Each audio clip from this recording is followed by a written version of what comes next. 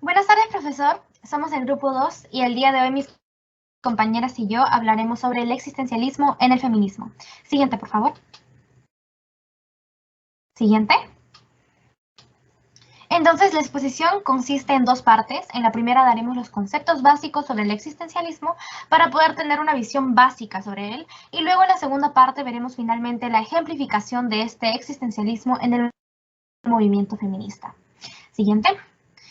Entonces empecemos con la definición del existencialismo y del concepto de proyecto. El existencialismo es una corriente filosófica que se centra en el análisis de la existencia humana.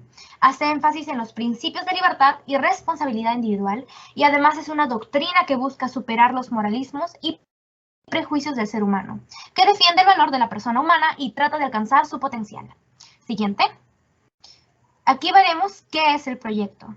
Pues es la anticipación de las posibilidades hacia las que se tiende y equivale al plan que dirige la acción futura. Este concepto adquiere su importancia en la filosofía existencialista y fue introducido por Heidegger. En alemán, Entwurf, que significa proyecto, es decir, echado o lanzado previamente hacia afuera o hacia adelante. Pero según el existencialismo, el proyecto no es solamente un plan, no se reduce a ser aquello hacia lo que el hombre tiende, sino que es aquello que constituye su verdadero ser. El hombre no es una esencia definible de antemano, sino que deviene lo que es en la misma medida en que es lo que deviene. Así, la noción de hombre entendido como proyecto se opone a lo que lo concibe como mero objetivo o como simple medio para el cumplimiento de los designios de Dios o de la historia. El hombre se deviene en su existencia. Caminante no hay camino, se hace camino al andar, como dijo Antonio Machado, ¿verdad? El hombre es su propio proyecto y es libre de decidir lo que quiere y las normas morales con las que quiere elegir. Es así como llegamos al siguiente concepto, que es la libertad. Ahora, la libertad, según la RAE, es la capacidad de actuar según la propia decisión, es la facultad natural que tiene el hombre de obrar de una manera o de otra, ¿verdad? Y que es responsable a su vez de sus actos.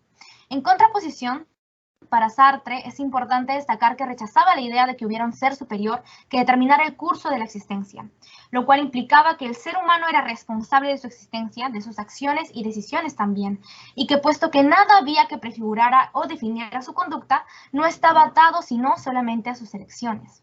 Así que para Sartre el hombre era el responsable absoluto de sí mismo y en consecuencia era el que se inventaba a sí mismo, definiendo mediante su conducta, sus obras y sus actos. Quién era y cuál era el destino, el sentido de su existencia también. Así el hombre pues es libre de actuar y definirse constantemente, pues esto es inherente a su condición humana, ¿no? En síntesis, la existencia del hombre está atada a la suma de las acciones y decisiones que a lo largo de su vida irán determinando su existencia, por lo cual se dice que el hombre es responsable del sentido de su vida. Es así como llegamos al siguiente punto, que es la responsabilidad. Siguiente. Dado que el hombre primero existe y posteriormente se crea a sí mismo, en él recae toda la responsabilidad de su existencia. Con sus acciones no solo es responsable de él como sujeto particular, sino de la humanidad en su totalidad. La acción que cada individuo escoge compromete a la humanidad entera. Sin embargo, la posibilidad de que el hombre actúe como legislador universal crea que sienta angustia ante la tremenda responsabilidad que tiene, ¿no? La indeterminación del hombre lo hace libre, pero también lo hace responsable de su construcción como individuo y también de la humanidad. De esta forma, continuaremos con el siguiente punto, que es la angustia. Ahora los dejo con mi compañera Basti. Ya. Ok, ahora el hombre sabemos, ¿verdad? Seguimos con el concepto de angustia y sabemos que el hombre es libre de elegir el ser humano que quiere ser. Y su elección va a conllevar una responsabilidad con ellos mismos y con las otras personas. Lo quiera o no, así lo note o no. Pero uno al ser consciente de esta responsabilidad que cargamos, nos va a producir algo, que es la angustia. Porque lo que vamos a hacer ya no va a depender de un ser superior, sino de nosotros mismos. Ya no tenemos excusas para decir, elegí esto porque así Dios lo manda o porque es correcto ante la sociedad.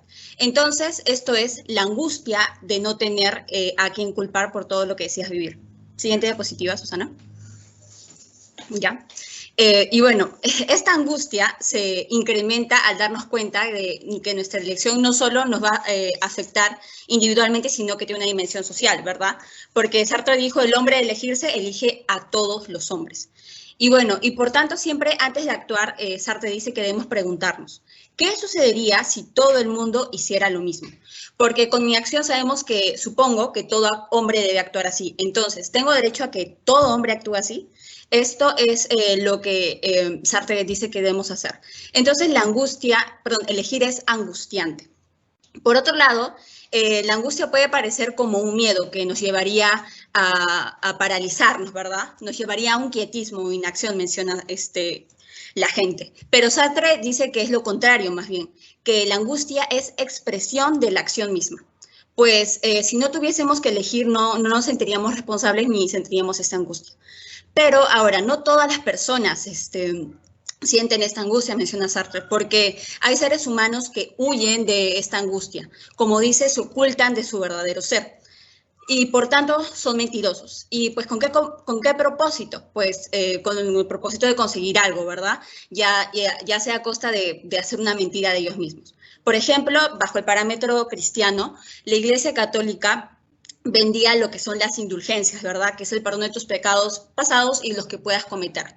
Y con esto estaba engañando a la gente, porque bueno, va en contra del dogma cristiano. Y bueno, esto básicamente Sartre menciona que es actuar de mala fe, que no toma sus decisiones de manera responsable ni reflexionando cómo eso podría afectar al otro. Y el hombre de buena fe pues vendría a ser todo lo contrario. Siguiente diapositiva, Susana. Gracias. Ahora seguimos con el concepto de desamparo. Y bueno, el existencialismo de Sartre habla también de ese concepto, que el desamparo que vive el ser humano. Y para ello hay que recordar que se nos enseñó que normalmente para concebir, se nos enseñó a concebir un Dios, ¿verdad? Creador, que nos creó a imagen y semejanza. Y por tanto, pues compartió con nosotros su esencia y nos dio una identidad. Bueno, pero también ese mismo Dios sabemos que creó lo bueno y lo malo. Y que nosotros solamente debemos seguir ese camino, ¿verdad? Sí, disculpa. Entonces, como dice en este versículo, entrad por la puerta estrecha porque ancha es la puerta y espacioso el camino que lleva a la perdición. Entonces, con el existencialismo, Dios va a perder todo lo dicho anterior, va a perder existencia, ya no existe más. Y como no hay Dios, tampoco ningún valor universal. Solamente el universal es por el título que nosotros le hemos puesto, y así como le hemos puesto, también podemos quitárselo. Tampoco hay signos en el mundo, esas señales que decimos que son del destino.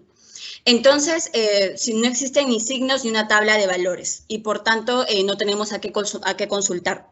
Entonces, en este sentido, el hombre se va a encontrar desamparado, completamente desamparado, no va a tener a quién o a qué acudir o aferrarse. Y por tanto, está condenado, como dijo Noelani, a inventarse, ¿verdad? Inventar al hombre. Ahora seguimos con mi compañera Juli. Ya,